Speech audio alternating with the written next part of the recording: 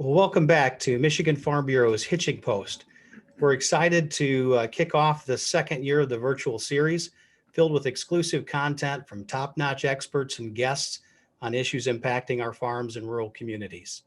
Together, we'll dive deeper into agricultural issues and explore how we can influence growth, success, and profitability within the farm sector through our organization's grassroots policy. Good evening. I'm Matt Smego, Director of the Public Policy and Commodity Division here at Michigan Farm Bureau. Joining me tonight, we have three panelists, including President of the Michigan Farm Bureau, Carl Bednarski, our National Legislative Counsel, John Kran, and Manager of our State Government Relations Department, Rob Anderson. Throughout the program tonight, you can submit questions to our panelists through the Q&A box at the bottom of your screen, and we'll do our best to integrate those into the conversation. Tonight's program centers around legislative and regulatory issues that will be a strong area of focus for Farm Bureau in the coming year. So let's get to it. Typically, when you start a new year, there's opportunity for reflection as well as preparing for the future. So as we know, 2020 had many twists and turns that we had to manage through together. While there were some rough patches, we also had some successes. So I'd like to first turn to President Bednarski and ask him to talk a little bit about some of those successes and how Farm Bureau members' engagement made them possible. Thank you, Matt. Yes, 2020, a challenging year. That'd be the understatement of the night here. But first of all, I'd just like to thank everyone for joining us here this evening to learn a little bit about where the organization's going, what we're doing out there, and try to better your farming operations as we move through the year. 2020, where do we start out? We started out really well. We take a look at the China trade agreement that we waited patiently for, and we ended up having a pretty darn good trade agreement. You know, so darn good that we questioned whether we could get that much product into China. But as we look into the later part of 2020 and coming into 21 here, it was right there. It surpassed many experts' estimates of product that'd be going into China. So I think we've seen a lot of that show up in the reflection of the prices that we see out there on the board. Also, let's take a look at USMCA, another big trade agreement that was renegotiated that should be helping out our dairy farmers and some of our poultry industry and technology along the way there. Another a great win for the organization to be part of and helping agriculture along the way. And, you know, then the COVID started to hit, but we still had a lot of great successes throughout the year here. When we take a look at those two items and just taking a look at how many times Secretary Perdue was in the state this past year, meeting with members, meeting with small groups of members, and that's what he wanted was the interaction. He didn't necessarily want the large groups. He wanted to hear from the farmers directly on improvements to USDA. So yes, we had a lot of great victories in the state in 2020 amongst all the I guess you could say the setbacks and the disappointments that we had through the year too. And just to follow up on that, how did members' efforts really make an impact on those issues? Just take a look at Lansing Legislative Seminar. Lansing Legislative Seminar is an opportunity for us to get together, speak with our legislators, share with them our priorities that we have. And when we drew Vice President Pence to that event and also Secretary of Agriculture Perdue to that event, that speaks volumes of what that means to the grassroots process in agriculture.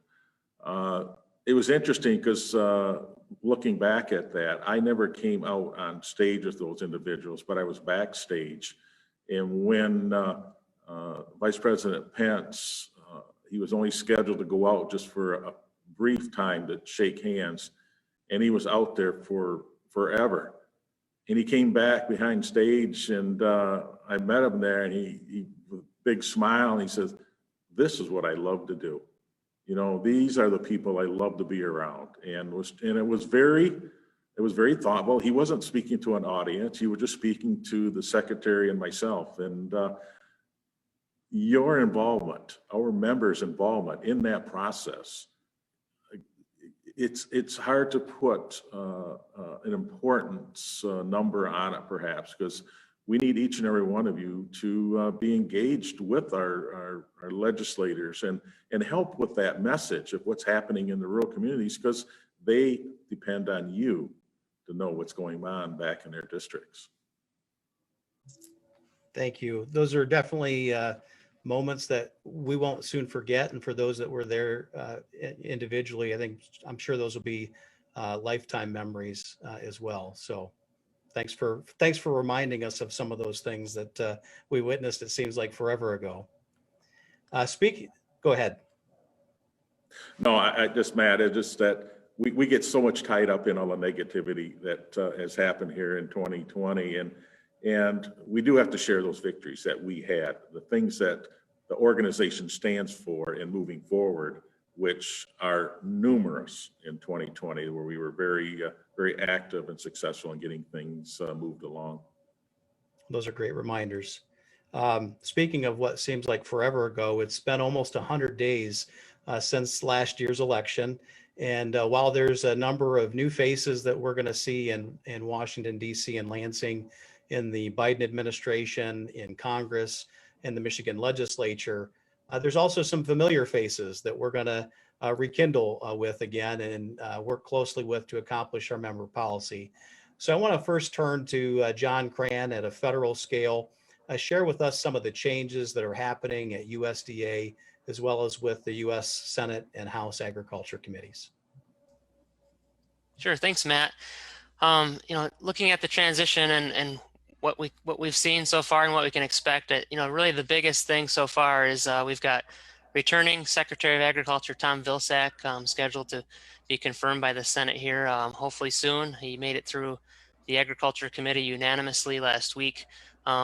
Definitely a familiar face to our industry and to agriculture as a whole, having served 8 years as secretary under Obama. And more recently, when we were working through the USMCA as an organization, we had the privilege of hosting him in his previous role with the U.S. Dairy Export Council at Farm Bureau Center. So someone who's been around our issues, has worked at USDA in leadership role, and has even dug more deeply into the trade aspect of things in his last role.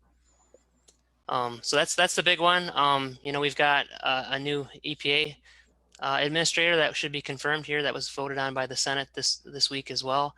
Michael Regan from North Carolina, Catherine Ty at USTR, a few others that need to go through the process yet, but definitely a lot of new faces and new opportunities to get to know some of these individuals. Pivoting over to Congress, we've got of the four corners, the top four leaders on the House and Senate Ag Committee, one is returning, and that's Senator Debbie Stabenow, now chair of the Senate Ag Committee, someone we know very well. And so she'll be definitely in a leadership role with her three other counterparts there that have not served in that capacity yet. And we'll be working closely with her on a variety of issues, and probably more notably the next Farm Bill 2023. So definitely a lot of new faces people get to know. We've got two new Michigan members of the House of Representatives, Peter Meyer and Lisa McLean, we are also getting to know as well. So definitely opportunities, and we'll be looking to make those connections with people back in the districts, but also hopefully taking you to Washington, D.C. again before too long. Well, on that point, John, there's obviously a lot of work that's still ramping up. I know a lot of the committees are finishing their organizational work even this week as Congress starts to take shape. I wanted to turn back to President Bednarski here for a moment and just you talked about earlier some of the value of relationships and the ability of Farm Bureau members to get folks like the Vice President of the United States to our Lansing Legislative Seminar. We've had relationships with some of the folks that John mentioned, with Secretary Vilsack and his return now to DC in that capacity, as well as with Chairwoman Stabenow, chair of the Senate Ag Committee. Can you talk a little bit about that relationship and why that's going to be vital for Farm Bureau moving forward? Absolutely, Matt. When we take a look at Senator Stabenow, she's been involved in agriculture for a long time. She's been involved in a number of farm bills being written. Yes, and in 2023, like John says, we have a new farm bill that's going to be coming out. And the thing is, she's always looked out for Michigan agriculture. As being that chair, she has the power to put things in there or to change things for her home state. And she's going to look out for Michigan. She's been an advocate for agriculture, and it's going to be interesting though to see some of the changes that come out of there. We spoke probably a little over a year ago now, and she talked about climate back then. And the thing is, so we got to remember not necessarily get scared when we hear the word climate change, but let's see what they're talking about, because agriculture has a great story to tell, and we are not the ones to be having the finger pointed at. And so we have to stand up to the plate and tell that story to those legislators. And the senator knows exactly how we feel and how we take care of the natural resources that we do have. So there's a role that all of us can take a part in, is advocating for agriculture. And Senator Stabenow, in that key position, in that administration, she's going to be very big in agriculture in that leadership position.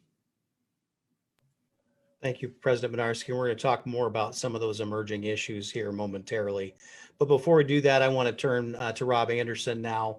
Rob, we've seen some turnover in the Michigan legislature with some in the way of a House election back in November. We've got some new faces there. Let's update everyone kind of on who the players are around the table, if you will, at the state level. Yeah, absolutely. And thanks, Matt. And I was going to jump right into the changes in the House, which is really where most of the chairs have moved, and we've seen some changes in committee. But I think it's important to start out by talking about just the leadership in the House and the Senate. You know, in the Senate, who is not up for election, so Senate Majority Leader Mike Shirkey will continue and finish out the next 2-year session.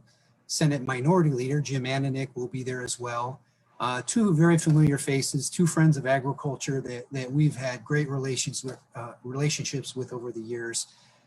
So it's great to have that kind of agriculture support in the leadership in the Senate for sure. And then when you shift over to the House, the Speaker of the House was term limited, but taking his place, Speaker Jason Wentworth has been a familiar face to us in Lansing, and someone who is very well connected to the County Farm Bureau and a friend of agriculture as well. And then also House Minority Leader Donna Lesinski, who has been a friend of agriculture and is in her 3rd term. So when you just look at the leadership right out the gate, I think we've been dealt a pretty good hand, and we certainly look forward to using our relationships with those leaders as we move into this 101st session of the Michigan legislature. But in the House of Representatives, that's really where a lot of the changes have happened. We've had many new House members come in, 29 freshman House members. We have your state government relations team has been having all kinds of meetings to get to know them and introduce ourselves to them and help them understand more about the organization. I think these have been surprisingly positive. They're always positive when you have those first meetings, but just the number of times we get into these meetings and they talk, they brighten up and they talk about the folks that they've met at the local level, the candidate evaluation process, which they participated in, and some of the names and faces that they recognize at the local level. I think that has been, that's been a great sign for us, because we're largely operating in a virtual environment with these meetings, and it's not what we like to do. We'd rather be face to face with them, but we're in a different kind of reality. So we're doing the best we can. But again, it's great to hear them talk about the fact that they have these local relationships and people that they speak of very fondly. I think that's going to be one of the strengths that we bring to the table as we try and move our agenda forward in the legislature. We have a new faces in the House Agriculture Committee. The chair of the committee, Representative Julie Alexander, will continue on in her role as chair. We have a new vice chair of the committee, Brian Postumus from Kent County, great agriculture leader and producer, and longtime friend of Farm Bureau. So we're obviously very happy to see him there. We have 4 out of the 11 House members are returning on the House Ag Committee. The rest of them are new. New to the Ag Committee, not necessarily new to the legislature. So we've got new agriculture relationships to build with some of them. But again, as I look at the list, with the exception of 2, all endorsed Friends of Agriculture, so they know our organization well. I think there's one area that we're focused on right out the gate, which is the House Agriculture Appropriations Subcommittee, which really focuses in on the Department of Agriculture budget.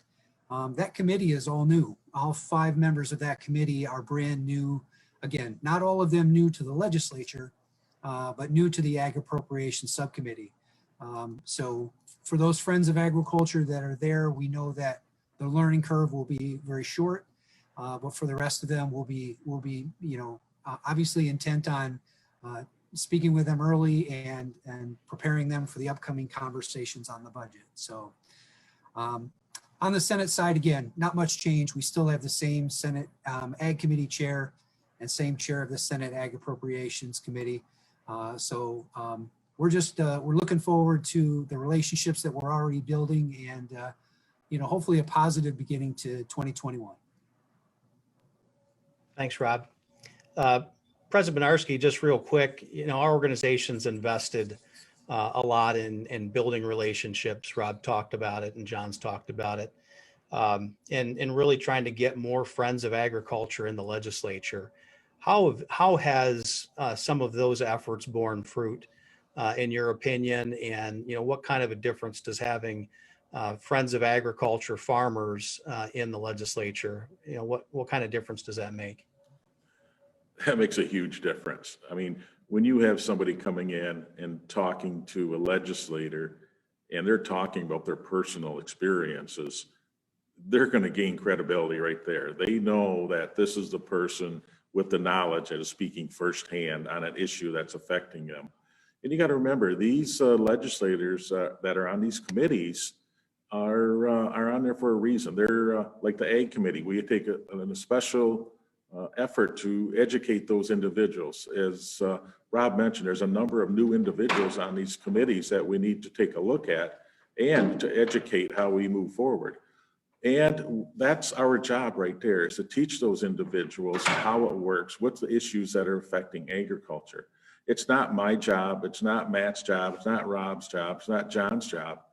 It's all of our job. It's all of you also that need to go and help and bring those individuals into your districts, into your farm bureaus, and talk to them about the things you are seeing in agriculture and ways that they can help agriculture in general. And you got to remember too, agriculture, where we are, we're in rural areas of Michigan. And so what does that do? That also affects rural communities. So the more you can talk about rural communities too on agriculture together, it's a hand in glove effort that moves forward. And the more we can get in front of those individuals, it just pays huge dividends. And we got to do all we can. I'm going to go on a little long here and just say though, we can use COVID-19 as an excuse for not going out and meeting those individuals. Let's not let that happen. There's still ways to get to those individuals. We could still possibly meet with them one-on-one and talk to them face-to-face, or perhaps we can do a conference call or just give them a call on their phone and talk to them. Those individuals want to hear from us also. So let's not just sit back and hope everything goes back to normal and we'll re-engage them, because if that happens, we've missed the boat because somebody else has already gotten to those individuals, and we need to get there first with our message. So please take the time, do it now, talk to those individuals, create that relationship with them legislators. That's great advice, and hopefully folks take that opportunity to stay connected. As you mentioned, we really need to make sure that we're building for the future and we planned ahead and not react after the fact. We're going to transition a little bit now and talk topics and get to the meat and potatoes of the conversation this evening.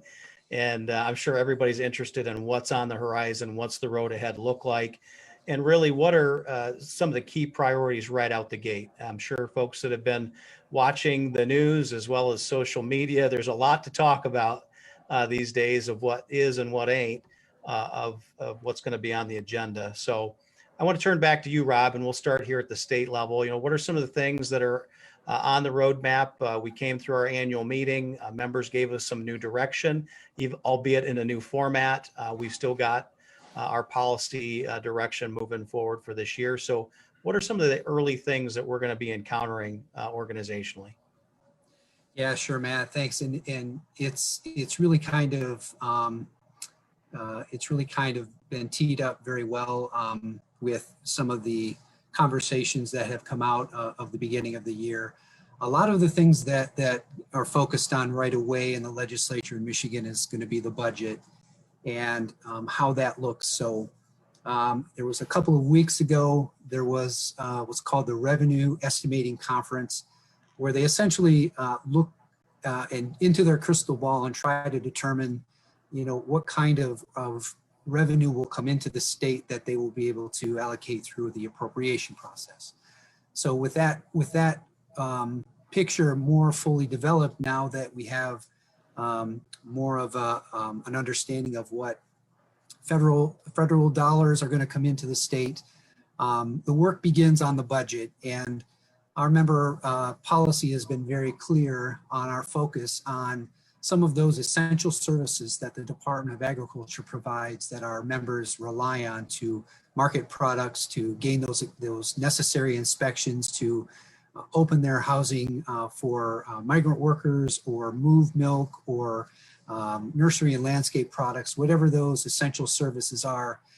We've got those laid out for us. And we're happy that the budget picture is a little more positive, but our attention is still right out the gate going to be on the budget and having those conversations and making sure that if there's any interest in looking at ways to shift the burden of some of those essential services away from the general fund and onto our farmer producers, that we want to be able to hold those off and make sure that they understand that the impact on that can be pretty dramatic. So budgetary focus on MDARD and their essential services will be one of the main points that we work on right out the gate because the budget conversation has begun already.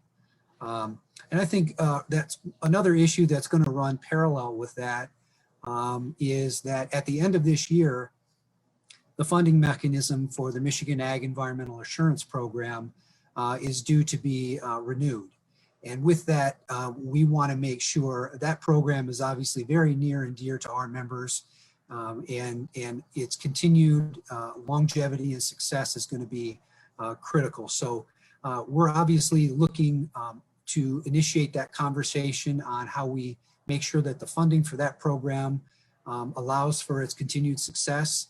And we know that that deadline coming up at the end of the year means that we have to have those conversations now. So we're highlighting to legislators as we have these initial meetings. Some of them are getting introduced to the MEAT program for the first time. It's not something that they're aware of, or if they are, they don't really fully understand the detail. So we're trying to make sure that we send that message early, that they understand not just what it stands for, but also what it means to our members, to be able to have that ability to go through a voluntary process to assure your farm is environmentally verified, is something that we want to make sure we protect. We think it's a great program. It's something that Michigan needs to be proud of and continue to support. So we're having those conversations, and we're trying to make sure that that mindset is in place so that when those conversations come, they're ready to engage and support the program. Those are just some of the top couple of items that we're working on, Matt. Maybe that's enough for now, unless we have time for more later. Thanks, Rob. You remind me, we're in the first part of February, and the education process for incoming freshman legislators, I've often referred to like the movie Groundhog's Day. It seems like we've already done this before and we have to do it again, but we can't take for granted that even though we know, it may be the first time they're hearing it. So we shouldn't underestimate that power of communication with new officials. John, let's transition over to the federal scale and talk a little bit about some of the emerging issues on the federal front. And once we get through that, I think we've got our first question coming in the Q&A. Sure. Thanks, Matt. You know, a couple of big priority issues that we're going to be focused on that are being talked about daily at the federal level really are COVID and COVID response, immigration and what that could look like, and climate. All things we're hearing a lot of lately. In the short term, I think we're going to hear a lot on COVID response. So our goal is to make sure that our priorities of making sure that our farmers continue to have access to PPE, that our workers can have access to vaccines, that we can adjust and work through some of the supply chain challenges we've seen over the last year, that those things continue to be a focus, and like we've seen in some of the previous stimulus bills. And you know, Congress is currently working on another COVID response bill, which could include some of these things in addition to some other issues we're tracking. Pivoting over to immigration and labor, this is something, immigration reform is something President Biden has stressed from the beginning that was going to be a priority. The proposal put forward by the administration really focuses on solutions for the undocumented and for dreamers and other groups. And while agriculture is mentioned as a part of that, we want to make sure that a long-term solution for getting visa workers in and out of the country can be part of that conversation as well. So that'll be one of our big priorities as we work through this. I think looking back at last year, we saw a farm worker, guest worker bill make it through the House of Representatives with a broad bipartisan support. We think those votes are still in the House. While the bill was not perfect, if it were to be introduced and moved, there's still an opportunity to focus on getting some of those things fixed with our partners in the House and partners in the Senate. So hopefully that can be part of the conversation. But as we all know, any immigration discussion and immigration federal solution is always a big hurdle and something that brings a lot of negativity in addition to the positivity. So, but as you know, it's always been a focus of ours and something we'll continue to push for.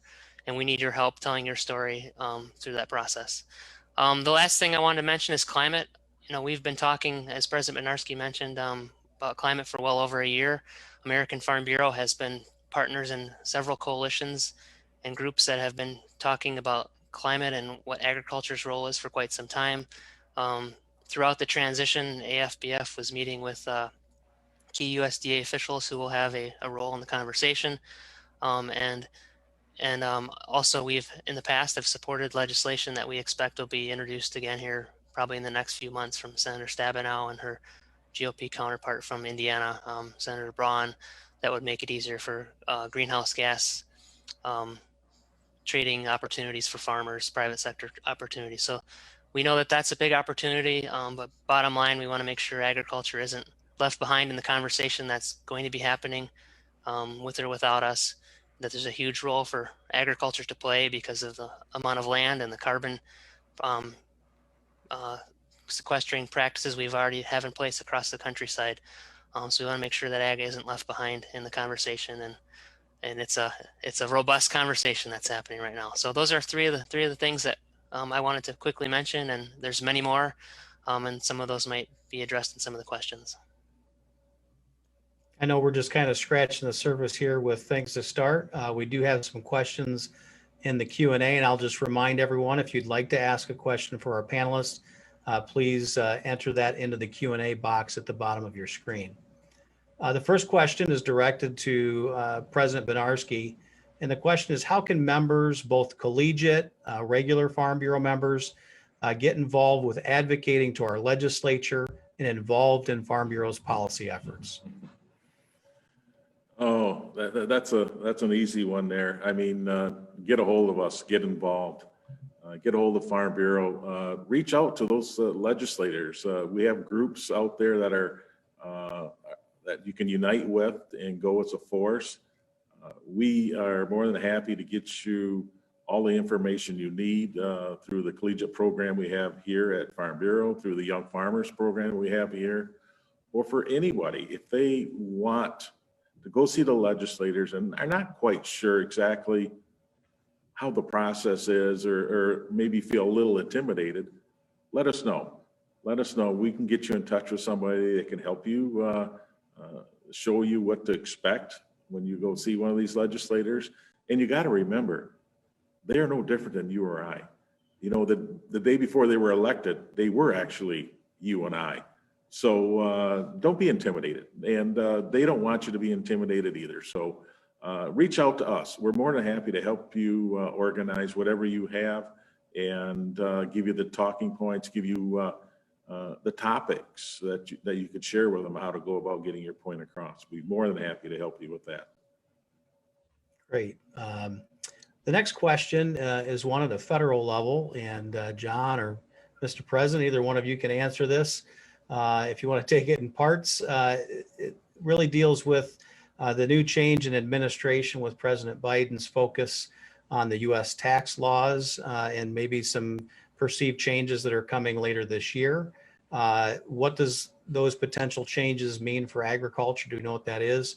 And is Farm Bureau expecting any increase in tax rates, and more specifically, an increase in the capital gains taxes? John, I'll let you start off with that one. Sure, Mr. President.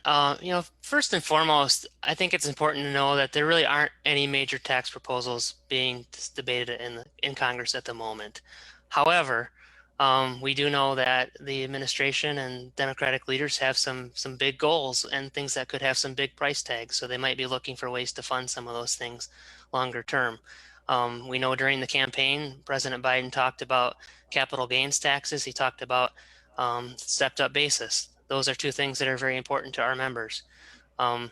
So if you look specifically at stepped up basis, what's the value of your farm today versus what maybe your parents or your grandparents paid for that farm? How do we make sure that we maintain that lower value that the farm has that it was worth when you inherited it, what that value is and how that can be maintained for any type of a transfer within the family. So that's a big priority, something we're watching closely.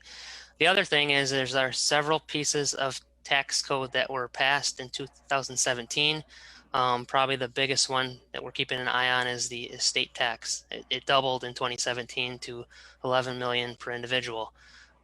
It is scheduled to go back to half of that come the end of 2025 if it's not extended by Congress. So we know that's already on our list of things to focus on, but I would expect sometime in the next few months, after they get through this round of COVID discussion and budget reconciliation discussion, that there might be one happening after that on some of these tax items. So we're keeping an eye on them. We're active with many other industry groups in Washington that have similar interests, and we'll keep you up to speed on this as it all moves forward. But bottom line, we need to make sure we have a tax code that gives you lots of different options because farms are all unique.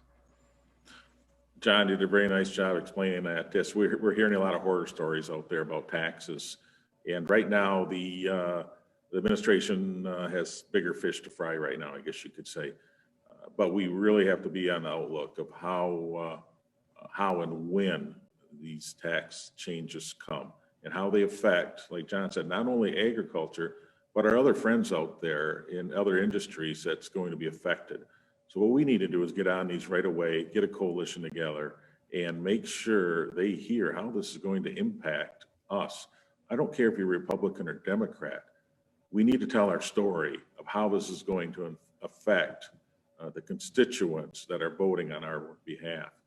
This is so important that the advocacy that we need to get out there and have that political advocacy more than ever when we start looking at some of these changes that could really have a huge impact on agriculture.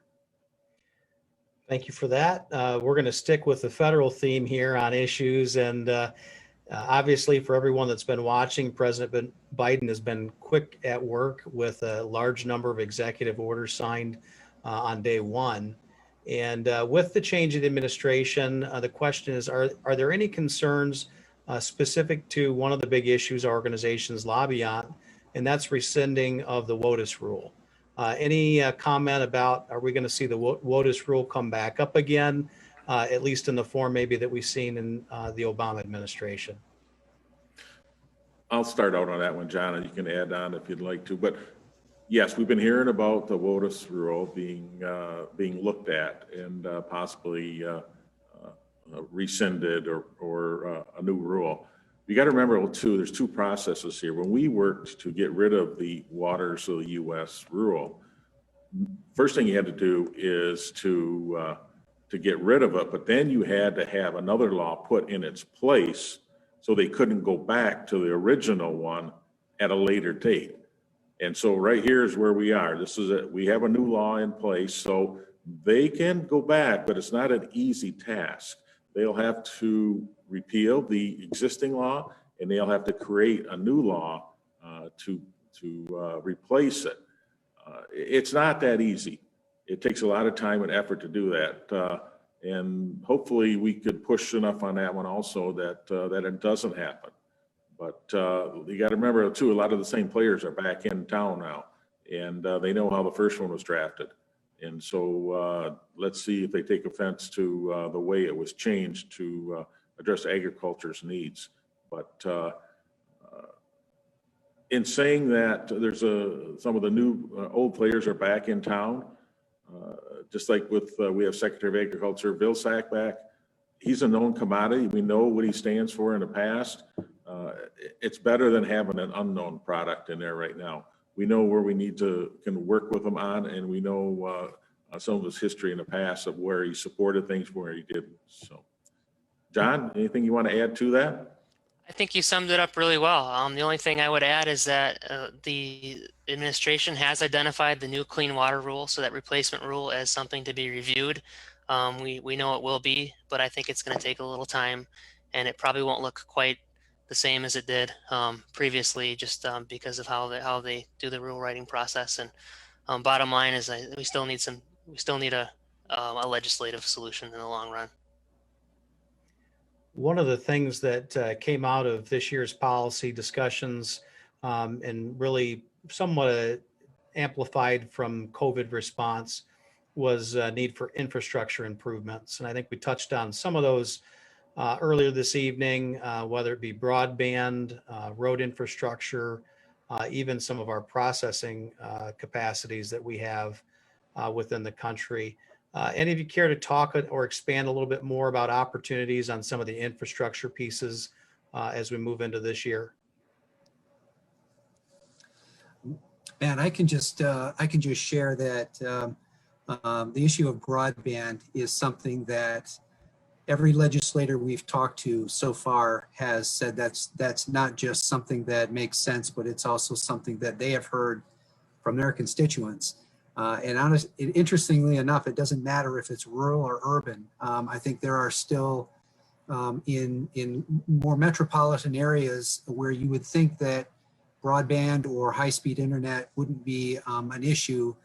It actually is, and it's something that has broad interest across the board. And with all of the, work at home and schooling at home, and the new realities that we've been under to try and connect and make sure that we can continue to do business remotely. It's an item, I think, right now that is going to get a lot of attention in the state legislature early on. So we'll see where those solutions come from and what they look like. But I think that agriculture has a great story to tell. I think we have a lot of things that our members can share that are going to help make that a robust conversation, and hopefully we can see expanded access for our members, which is it's been something we've talked about for a long time. John, how about at a federal level?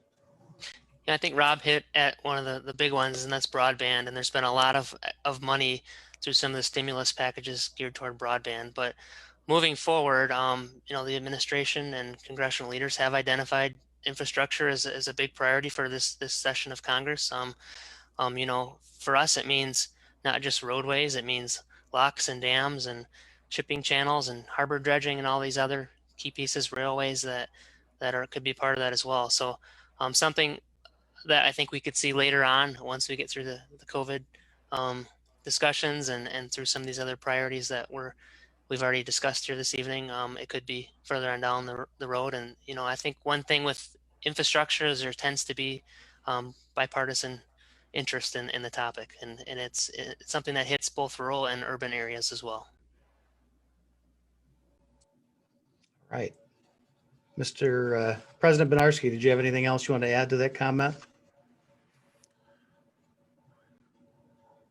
I think, no, it's pretty well summed up. Broadband is one that's been on the front burner that needs to be addressed. It's probably one, like John said, where there is broad bipartisanship. So it isn't going to matter, Republican, Democrat, it's on their top shelf. And maybe that's one that we get started with. Maybe that's the one that gets things moving before we start looking at some of these bigger events that we need to work on. So yes, the broadband is one. I know AFBF's been working with that on a national scene. And yeah, we're looking at a lot of different infrastructure projects outside of just roads and broadband. So. All right. Well, I want to thank our panelists tonight for joining us, as well as all of you joining on the program this evening and having a kickoff for our first episode of the 2021 Hitching Post series. If you enjoyed tonight's conversation, make sure that you tune in on February 23rd at 7 o'clock. We will have the rare opportunity to hear from and interact from those key leaders that Rob referenced earlier with our state House and Senate. And if you'd like to register for that opportunity to make sure you get it on your calendar, you can, or any of the programs really that Michigan Farm Bureau is offering, you can go to mishfb.com and click on the virtual program banner and make sure you get registered. If you've got other folks that weren't able to join us tonight that you'd like to share this with, you're able to do that. We'll have a copy of tonight's event up on our Facebook page. And so please feel free to share that among your different networks. So with that, I want to thank you all again for joining us tonight and enjoy the rest of your evening.